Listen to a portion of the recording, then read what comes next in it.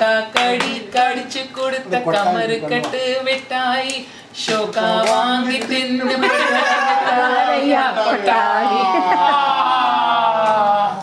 கொட்டாஞ்சலியை எடுத்துக்கிட்டு ஓடினாங்க மாறுகிட்டு ஒரு அழாக்கு அரிசி வாங்கி ஒலையில தான் போட்டுக்கிட்டு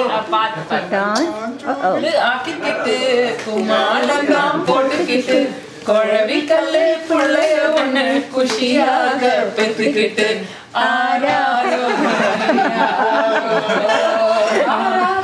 அருமையான குழந்தையாரோ ஆராரோ நீ யாரோ